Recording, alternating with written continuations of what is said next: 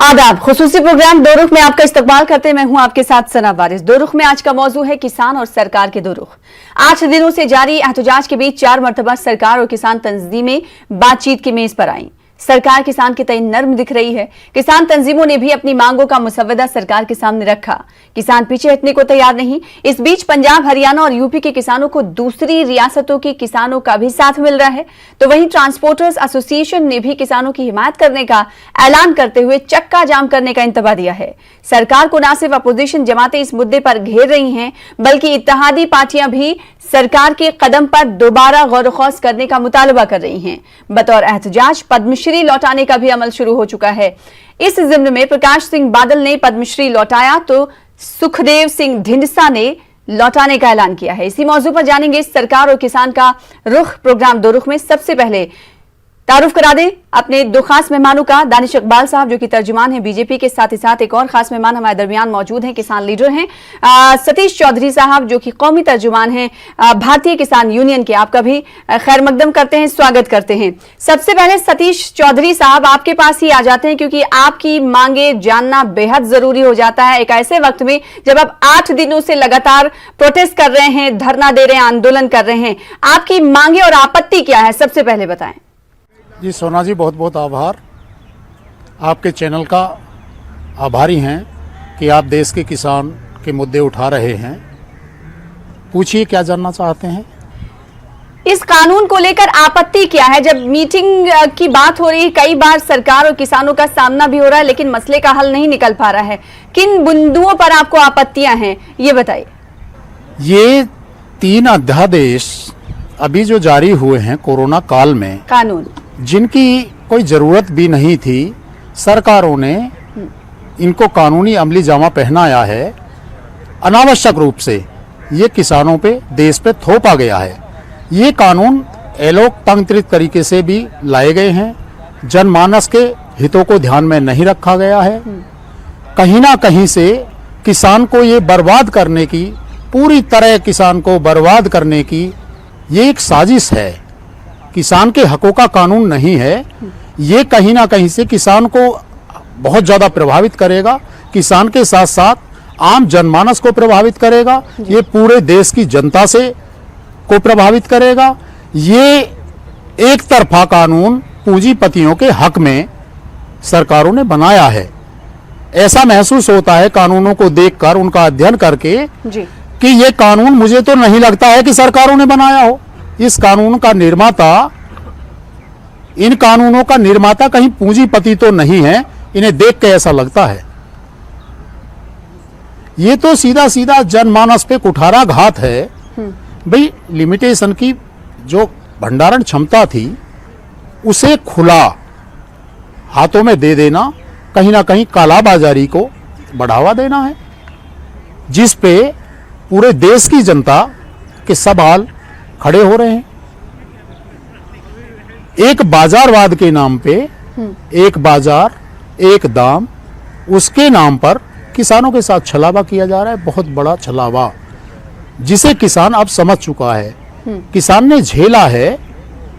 एक बाजारवाद की बात करने वाले ये सरकार, इस सरकार के नुमाइंदे इसलिए चिंतित नहीं है क्योंकि इन्हें इनके परिणाम झेलने को नहीं मिले हैं।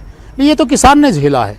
ये कहीं ना कहीं से किसान झेलता है कि जिस किसान की फसल के जो भी कम से कम मूल्य के दाम निर्धारित किए हैं, कम से कम मूल्य जो भी सरकारों ने निर्धारित किया है, आज वो भी किसान को नहीं मिल पाता। कम से कम मूल्य भी यदि इस सरकार में नहीं मिल पाया है, हमारे किसान की खुली लूट हुई है। पूरे देश भर ने इसे देखा है, इसे झेला है। दूसरी तरफ जी, हमारी फसलों के दाम, उसकी कोई गारंटी नहीं। उसके लिए किसानों को बार बार पूरे देश में आंदोलन करने पड़े हैं। आप ले लीजिए गन्ना किसान को, गन्ना किसानों का कितना बकाया है ये हमें बताने की जरूरत नहीं है। ये सरकारों के पास आंकड़े हैं। अभी से इन कानूनों को, अभी तो जुम्मा 8 दिन हुए हैं जी, अभी से इसके प्रभाव देखने को मिले। कुछ अध्यादेश जो कानून के रूप में तब्दील कर दिए गए हैं, उनके परिणाम थोड़ा देर से आएंगे। उनके परिणाम जब आएंगे कि जब पूंजीपति पूरे खाद्यान्न को अपने कब्जे में ले लेगा, उनका भंडारण कर लेगा और फिर अपने मनमाने रेटों पर उसे बाजार में लाएगा, आम उपभोक्ता के सामने लाएगा। तो पूंजीपति अपने मनमाने दाम पर जी जब उन खाद्यान्नों को, जिन खाद्यान्नों को किसान ने पैदा किया है आम जनता के लिए, उन्हें जब बाजार में लाएगा तो एक बार देश में पुनः त्राही मचेगी। अभी तो किसान सड़कों पे उतरा है, जी किसान के साथ अभी अन्य वर्ग नहीं है कोई, केवल किसान और किसान हैं। अब किसान के साथ मजदूर उतरेगा, अब किसान के साथ एक छोटा तबका, एक गरीब तबका, एक मध्यम वर्ग, कई सारे लोग ठीक। सड़कों पे होंगे। ठीक है सतीश पूरे देश में साहब, त्राही मचेगी। ठीक है। इन कानूनों का या तो किसी ने सरकार के अवलोकन नहीं नुमाइंदे भी किया। हमारे दरमियान हैं, आपने अपनी बात रखी, आपके पास लौटेंगे। हमारे दरमियान दानिश इकबाल साहब है। दानिश इकबाल साहब, आपने पूरी खामोशी के साथ सतीश चौधरी साहब की बात सुनी। सरकार भी मसले के हल की तरफ नर्म दिख रही है, लेकिन सवाल ये उठ रहा है कि जब इतनी तशवीश किसानों के अंदर है, डर है, खौफ है, तो कैसे मसले का हल निकालेगी और वो मसले का हल क्या होगा? सबकी जबान पर एक ही सवाल। सना देखिए, दो तीन बातें हैं। एक तो बातें ये कह रहे थे हमारे किसान नेता, बहुत ही अदब के साथ मैं कहना चाहूंगा कि इस कानून की जरूरत नहीं थी, ये अनावश्यक कानून है। देखिए, भारतीय जनता पार्टी की सरकार को, नरेंद्र मोदी को 303 से ज्यादा सीटें देकर के देश की जनता ने जो भेजा था वो रिफॉर्म के लिए भेजा था, वो परफॉर्म के लिए भेजा था और ट्रांसफॉर्म के लिए भेजा था।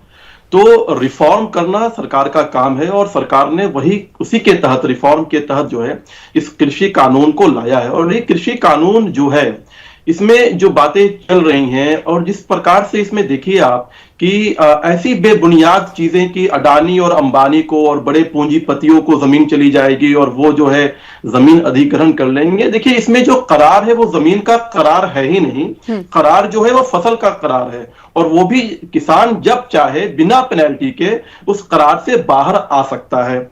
तो मुझे लगता है कि सरकार की तरफ से जो कोशिश है, जो प्रयास, वो ये की जा रही है कि इस कानून के हर एक प्रावधान को जो इजी तौर पर आम भाषा में किसानों को समझाया जा सके कि जिस प्रकार से रूमर्स बनाए जा रहे हैं, रूमर्स फैलाए जा रहे हैं और जो राजनीति की जा रही है। दानिश इकबाल, यहाँ पर आपको रोकूंगी और आपसे ये समझना जरूरी हो जाता है कि आप जब कॉन्ट्रैक्ट फार्मिंग की बात कर रहे हैं तो आपने वजह फरमाया कि जमीन से जमीन का कोई कॉन्ट्रैक्ट नहीं होता, लेकिन जमीन पर जो पैदावार होगी उसका कॉन्ट्रैक्ट होता है। किसानों की मांग यह है कि इस करार के दरमियान कोई मीडिएटर हो, कि जो वहां के जो मुखिया हैं या जो पंचायत के जो सरपंच होते हैं उनको उसमें जो है उसमें डाला गया है ताकि वो उसमें रहें। और वहां की जो एसडीएम कोर्ट होता है, सरकार ने इसलिए एसडीएम कोर्ट के पास जाने के लिए कहा कि एसडीएम कोर्ट नजदीक होता है तो किसान को आसानी हो। अगर किसी प्रकार की कोई कन्फ्लिक्ट होती है सना जी, तो किसान को कहीं बाहर ना जाना पड़े, कहीं उच्च हाई कोर्ट, सुप्रीम कोर्ट ना जाना पड़े, अपने गांव से बाहर ना जाना पड़े, इसलिए एसडीएम कोर्ट में जाने का प्रावधान बनाया है। लेकिन इसमें एक चीज और बता दूं कि ऐसा नहीं है, किसान अगर चाहे तो वो हाई कोर्ट, सुप्रीम कोर्ट भी जा सकता है अपने कन्फ्लिक्ट को लेकर के, कहीं कोई बंदिशें नहीं है, सब कुछ बहुत ही सिंपलिसिटी के साथ है। और मैं बताऊं, देखिए सना, जो बात कर रहे हैं पूरा का पूरा जो विषय एमएसपी पे लेकर के जो है किसानों की तरफ से एमएसपी पे बात की जा रही है, सरकार लगातार बातचीत कर रही है। सरकार ने और पार्टी ने जो है एक आंकड़े पेश किए हैं कि जब से ये जो कानून हमने बनाया है, हमने कानून जब हम लेकर के आए हैं पार्लियामेंट के अंदर, उसके बाद 2020-2021 में जो एमएसपी के माध्यम से जो खरीदारी हुई है, मैं उस आंकड़े को आपके चैनल के माध्यम से रख देना चाहता हूं सना जी। धान जो 315.87 लाख मीट्रिक टन, ये 59,636 करोड़ रुपए के एमएसपी पे सरकार ने खरीदा है। आप 2018-2019 का उठा करके देख लीजिए, इसकी आधी एमएसपी पे खरीदी गई थी। जो मूंगफली है, सोया है, मूंग है, उड़द है, 1,120 मीट्रिक टन 538.96 करोड़ एमएसपी पे खरीदा गया है। कोपरा 5090 मीट्रिक टन 52.40 करोड़ एमएसपी पे खरीदा गया है। कपास जो है 28,16,255 गांठें 82.86.91 करोड़ रुपए पे खरीदा गया है। ये बिल्कुल जो है लेटेस्ट आंकड़े हैं जो पार्टी की तरफ से जारी की गई है कि एमएसपी के आने से, एमएसपी के जो हमने 1.5 गुना जो बढ़ाया है उससे जो है किसान को फायदा हुआ और धान तो जो है रिकॉर्ड स्तर पर जो है सना जी एमएसपी के माध्यम से खरीदा गया। आंकड़ों की जुबानी आपने पेश कर दी, किसान क्या कह रहे हैं, क्योंकि किसान नेता हमारे दरमियान मौजूद है, वो बखूबी समझते हैं इस चीज को। सतीश जी आप अपनी बात रखिए, कुछ कहना चाह रहे थे, दानिश इकबाल साहब अपनी बात रख रहे थे, उस पर आप कुछ जवाब देना चाह रहे हैं। अभी हमारे विद्वान सरकार के नुमाइंदे जो बात रख रहे हैं, इससे लगता है मुझे कि ये आंकड़ों की सरकार है, आंकड़ेबाज सरकार है और हमेशा से झूठे आंकड़े प्रस्तुत करके जनता को भ्रमित करने का काम करती है। अरे विद्वान प्रवक्ता जी, आप धरातल पे उतर के तो देखिए हालात क्या हैं। आपने कहां से कपास खरीदा है? कहीं विदेश से खरीद के लाए हैं? भारत का किसान यदि उसका कपास बिका होता, उसकी मक्का बिकी होती, उसका बाजरा बिका होता, उसका धान बिका होता, उसका गेहूं बिका होता, तो आज सड़कों पे होता।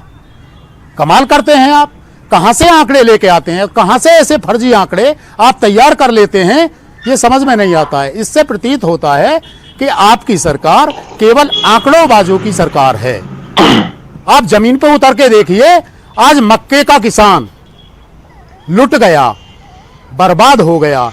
आज गन्ने का किसान अपनी फसलों के दामों के लिए सड़कों पे आंदोलन कर रहा है। आप स्टूडियो में बैठ के, एसी में बैठ के बरगलाने का काम कर रहे हैं। कमाल की बात है। ऐसे नहीं, झूठे आंकड़े मत दीजिए, पॉइंट ऑफ व्यू आप डिबेट कीजिए। आप डिबेट में बैठे हैं, सारा देश आपको सुन रहा है। आप देश के सामने झूठी बात करेंगे, किसान सच्ची बात करेगा, ये देश फैसला करेगा। दानिश इकबाल साहब, झूठी बात ना दानिश इकबाल साहब, 100 बात की एक बात ये कि जब इतनी सारी अच्छाइयां हैं इस कानून में, तो फिर किसान क्यों एहतजाज कर रहा है?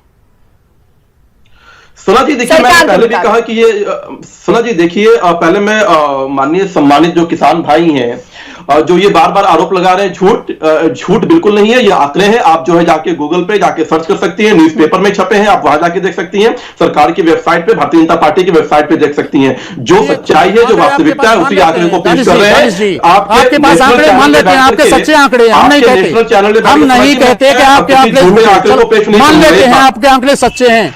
आप बताइए कहां से खरीदा है, आप बताइए कहां से खरीदा है, किस किसान से खरीदा है, किस मंडी से खरीदा है, किस बाजार से खरीदा है। छोटे मोटे कुछ आपने सीधा किसान से खरीदा है या कहीं आपने किसान से खरीदा है? आपने किसान से खरीदा है क्या? बिल्कुल आपने कहीं किसान से खरीदा है क्या? किसान से खरीदा है। जमीन पे आइए, जमीन पे आइए, स्केल पे किसान, लार्जर जमीन पे आइए, स्केल पे एसी वाली कोठियों से निकलिए। आप एसी वाली कोठियों से आप निकल के देखिए, आप एसी की कोठियों से निकल के देखिए। चिल्लाइए मत, चिल्लाइए मत, चिल्लाना आपसे ज्यादा हमें आता है, आपसे ज्यादा इम्यूनिटी पावर हमारे अंदर है। हम मेहनत कश हैं, 20 लाख उनकी कमाई खाते हैं। नहीं आपकी तरह आंकड़ों पे आधारित मैं तो हम सब किसान का सम्मान करते हैं, पूरी पार्टी सम्मान करती है और हमारी पार्टी जो है भारतीय जनता पार्टी लगातार जमीन पे ही रहती है और जमीन पे ही काम करती है। हम जो है विदेश में जाके नहीं घूमते हैं कांग्रेस पार्टी के नेताओं की तरह। तो हमारा जुड़ाव जो है जमीन से है और हमारे संगठन जो है जमीनी स्तर पर है। तो हमें जमीनी हकीकत मालूम है कि जमीन पे क्या हालात है। अगर जमीनी हकीकत नहीं मालूम होती, जमीनी हालात नहीं मालूम होते तो प्रधानमंत्री शौचालय की बात नहीं हो रही, प्रधानमंत्री में आप बैठे हैं, उसमें पूरा हिंदुस्तान, किसान का बात, देश विदेश करते, देश विदेश तक आपकी बात जा रही है। देखिए, और यहाँ पर ये जानना जरूरी हो जाता है तमाम नाजरीन का, व्यूवर्स का, कि किसान क्या कुछ चाहते हैं और किसान इस कानून से किस हद तक नाराज हैं। और साथ ही सरकार की जिम्मेदारी बनती है कि जब नाराज किसान है, जो हमारे देश का अन्नदाता है, मुल्क का अन्नदाता है, उसको नाखुश क्यों करें?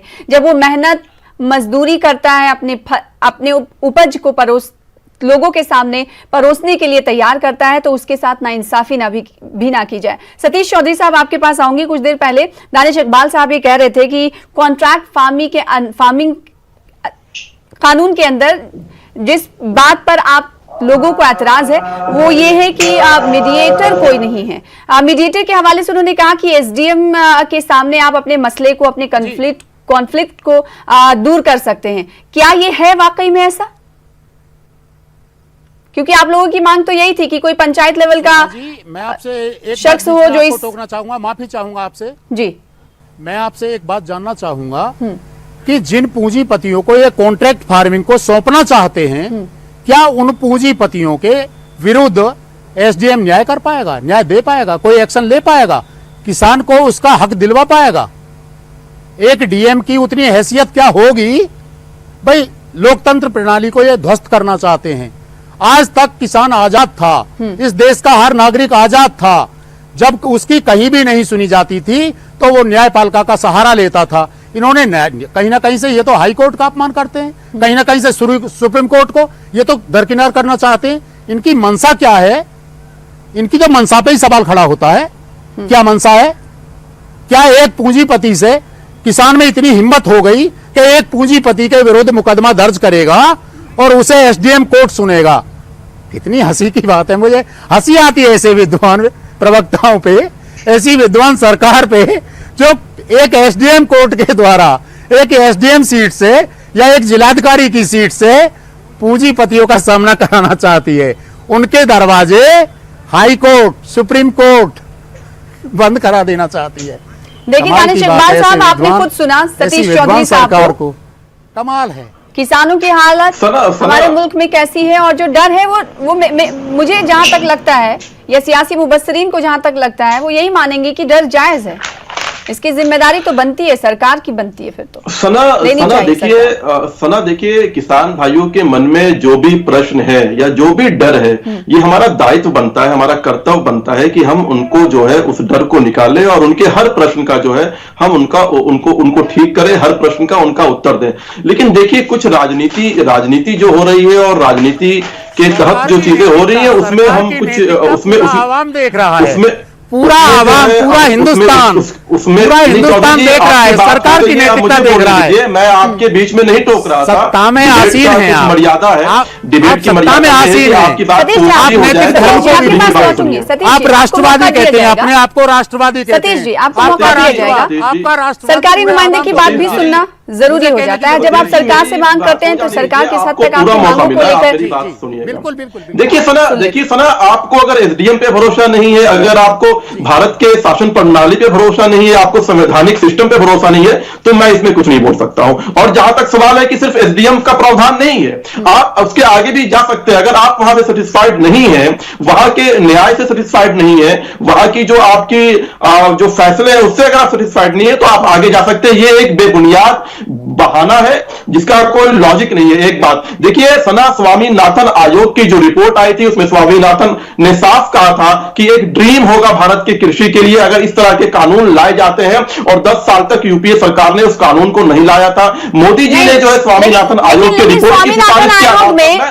स्वामीनाथन कमेटी में यह भी शामिल किया गया था कि 50% एमएसपी से ज्यादा दाम हो, कीमत हो। उस पर क्यों नहीं बात करते आप? देखिए शुरुआत तो हुई, हमने 1.5 गुना एमएसपी बढ़ाया, तो और बढ़ाने के नतीजे है कि आज जो हमारे पास रिकॉर्ड धान हमने सरकार ने एमएसपी पे खरीदा है। तो सना, आपको स्वागत करना चाहिए। हम शुरुआत कर रहे हैं, हम अच्छे दिशा में जा रहे हैं, नतीजे अच्छे आ रहे हैं। तो और इसी स्वामीनाथन आयोग ने एक आर्टिकल में लिखकर कहा था, ये भी हमें समझना जरूरी है कि मेरे और आपके खैर मकदम और स्वागत करने से कुछ नहीं होगा, क्योंकि किसान अन्नदाता है, वो बेहतर तरीके से इन सबको समझता है। किसानों की यही नाराजगी कि सरकार ने हमारे लिए कानून लाया लेकिन हमसे पूछा नहीं। सतीश चौधरी साहब, किन किन बिंदुओं पर आपको यानी किसानों को आशंकाएं हैं जो दूर की जानी चाहिए? MSP, stock, contract farming. मैं अपने विद्वान सरकार के नुमाइंदे जो बैठे हैं इनकी जानकारी दुरुस्त कर देना चाहता हूं। भाई आप पॉइंट ऑफ व्यू बात कर रहे हैं, आपकी डिबेट को पूरा आवाम सुन रहा है। अब किसान के मुद्दों की यदि बात की जाए तो कॉन्ट्रैक्ट फार्मिंग के होने वाले नुकसान इन्हें दिखाई नहीं देते। चलो हम बता देते हैं उन्हें। ब्राजील में कॉन्ट्रैक्ट फार्मिंग करके देखा, क्या नतीजे क्या निकले? महाराष्ट्र में कॉन्ट्रैक्ट फार्मिंग का करके ट्रायल करके देख लिया है, नतीजे से इनके सामने है। ये क्या कुछ नहीं जानते, लेकिन ये तो केवल भ्रम की स्थिति पैदा करके किसान के अस्तित्व से खिलवाड़ कर रहे हैं। सीधा सीधा एमएसपी की बात करते हैं, कभी मुद्दे से भटक के एक मुद्दा छेड़ा दूसरे मुद्दे में उलझाने का काम करते हैं। एमएसपी की बात करें, अभी ये डॉक्टर एमएस स्वामीनाथन जी की रिपोर्ट के आधार पे बात कर रहे थे कि कांग्रेस का नाम ले रहे थे, क्योंकि उस समय सत्ताधारी सरकार कांग्रेस की थी। ये उसको एलिगेट कर रहे हैं। तो इनकी जानकारी दुरुस्त करा दूं कि डॉक्टर एमएस स्वामीनाथन जी की जो रिपोर्ट है, जिसपे इतना समय बर्बाद किया, उस रिपोर्ट में C2FL प्लस 50% लाभांश की रिपोर्ट उन्होंने दी है। आप विद्वान प्रवक्ता हैं, सरकार के वकील हैं, यहां बैठे हैं, आप दे क्या रहे हैं? जिस एमएसपी की बात कर रहे हैं आप, A2FL प्लस 50, C2 में क्या दिक्कत होती है भाई? क्या दिक्कत होती है? रही बात एमएसपी की, जो भी एमएसपी सीएसीपी ने निर्धारित कर दी, चलो आपकी बात बड़ी कर देते हैं। हम तो कहते हैं भाई सरकार की बात हमेशा बड़ी होती आई है, मान लेते हैं सरकार की बात बड़ी है, इसे भी हमने स्वीकार कर लिया। जो भी न्यूनतम समर्थन मूल्य है, पहली बात वो सफिशिएंट नहीं है, उसके लिए हमारी मुख्य डिमांड है। अभी जो एमएसपी की बात है, इससे बढ़कर भी तो यही कह रही है कि पहले भी एमएसपी गारंटीड नहीं थी, निर्धारित नहीं थी, तो अब क्यों निर्धारित किया जाए इसको? जो काम पहले नहीं था, पहले ये अध्यादेश भी नहीं थे, पहले लिमिटेशन की बात थी, भंडारण की बात थी, कहीं कोई पूंजीपति कालाबाजारी करता था, उसे 3/7 के तहत उस पर कार्रवाई होती थी, उसके खिलाफ उसे जेल में भेजा जाता था। ये कानून इन्होंने खत्म करके लिमिटेशन खत्म कर दिया, भंडारण की क्षमता को फ्री कर दिया, पूंजीपतियों को आजाद कर दिया। कहते हैं किसान हितैषी हैं, किसानों को बरगलाया जा रहा है। ठीक है, किसान बावला है, कमाल की बात है। आवाम अब उतना बावला नहीं रहा है, क्यों नहीं रहा है? तो बिल्कुल साफ हो आपकी गई पॉलिसियों से किसान पहले जैसा किसान अब नहीं, किसान अंग्रेजी भी बोलता है और किसान जीन्स पहनकर सड़कों पर निकलता है, एहतजाज में शामिल होता है और अपने हक की बात कहता है। किसानों के हवाले से जो खबरें वायरल हो रही थी कि किसानों को वर्गलाया जा रहा है, इस वक्तन फवक्तन हम देख रहे हैं कि ये खबर बिल्कुल झूठी हो जाती है, जैसा कि सतीश साहब ने भी अपनी जबानी का बजाते खुद कहा। अब सवाल ये उठता है कि सरकार आखिर मसले का हल कैसे निकालेगी? देखिए सना, सरकार जो है बहुत संजीदा है और सरकार जो है सारे रास्ते सरकार ने खोल रखे हैं। सरकार ने किसान संगठन समिति बनाने का भी जो है जो किसान आंदोलन कर रहे हैं उनको प्रस्ताव दिया है और सरकार चाहती है कि जो है शांतिपूर्वक जो है उनके जो विषय हैं उनको समझा जाए और उनको समझाया जाए कि हम किसान के खिलाफ नहीं है और किसान के हित के लिए, किसान की भलाई के लिए, किसान को सशक्त करने के लिए ये कानून लाया गया है। और देखिए जो बार बार बात हो रही है, दानिश इकबाल साहब 3 महीने से आप समझा रहे हैं, सितंबर में ये कानून बन गया और जून में आप ऑर्डिनेंस लेकर आए थे, काफी लंबा वक्त गुजर चुका है, आप समझा नहीं पाए, बड़े बड़े मंत्री मैदान में उतरे, किसान तो मानने के लिए तैयार नहीं। क्या नहीं, बिल्कुल आप देखिए सना, संशोधन करेगी सरकार? सना हिंदुस्तान का किसान सिर्फ 2-3 प्रदेशों का नेतृत्व नहीं करता, हिंदुस्तान का किसान पूरे हिंदुस्तान का नेतृत्व करता है और हिंदुस्तान का किसान पूरे हिंदुस्तान में रहता है। तो आप देखिए कि ये जो एहतजाज चल रहा है, ये जो प्रदर्शन चल रहा है, कि कौन लोग हैं, कहां से हैं, मैं उनको अपमानित नहीं कर रहा हूं या मैं उनके किसान होने पे प्रश्न नहीं उठा रहा हूं, लेकिन हाँ कुछ तबके के किसान जो है वो आवाज दिल्ली में उठा रहे हैं, लेकिन पूरा देश का किसान जो है, ऐसा नहीं कि पूरा देश का किसान इस कानून के खिलाफ है। तो जो लोग समझ रहे हैं वो चुपचाप है, जो किसान नहीं समझ रहे उनको समझाने की कोशिश की जाएगी। यहाँ पर ये बात आपको समझाने की, यहाँ पर ये बात आप समझाएं कि आखिर हरियाणा और पंजाब के ही किसान और यूपी के ही कुछ इलाकों के किसान क्यों एहतजाज कर रहे हैं? बार बार सरकार यही कहती है। नहीं होता क्या बिहार में किसान नहीं होता है क्या? साउथ इंडिया में किसान नहीं होता है क्या? उसको इस कानून से परेशानी नहीं है क्या? जब उसको कानून से परेशानी नहीं है तो किसान सड़कों पे है, उड़ीसा का किसान सड़कों पे है, मध्य प्रदेश का किसान सड़कों पे है, राजस्थान का किसान सड़कों पे है। अब बात किसान की छोड़िए, मुझे तो लगता है कि जो ट्रांसपोर्टर हैं वो भी किसानों के पक्ष में हैं। क्या है ये सब? पूरा आवाम जानता है, आज पूरा आवाम देख रहा है, पूरा हिंदुस्तान त्राह त्राह कर रहा है और सरकार नैतिकता की बात कर रही है, नैतिकता का पाठ पढ़ा रही है। सरकारों के दरवाजे पे किसान पड़ा है। कमाल है, कमाल है। आज भी नैतिकता की बात करते हुए शर्म नहीं आ रही। शर्म आनी चाहिए ऐसी सरकारों को। आज नैतिकता की बात आप करते हैं। खुले आसमान में किसान दिल्ली के दरवाजे पे पड़ा है। आप कह रहे हैं रास्ते खुले हुए हैं, किसान पे गोलियां चलाई जा रही हैं, किसान पे आंसू गैस के गोले दागे जा रहे हैं, किसान पे वाटर कैनन का इस्तेमाल किया जा रहा है। आप रजाइयों गद्दों में आराम कर रहे हैं, किसान कड़ाके की ठंड में भोजन पानी सड़कों पे बना के खा रहा है। आप बात कर रहे हैं किसानों को राजनीतिक पार्टियों ने बरगला रखा है, विरोधी पार्टियां किसान को बरगला रखी हैं। जी। भाई जब किसान आंदोलन करता था पहली सत्ताधारी सरकारों में, तो यही बीजेपी, यही सत्ताधारी सरकार किसान को क्या कहती थी?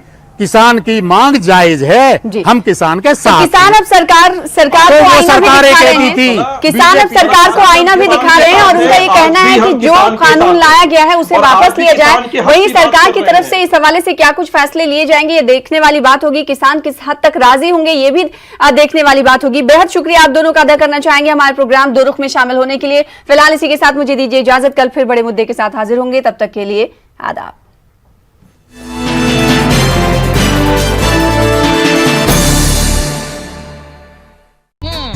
और दिमाग के लिए सबसे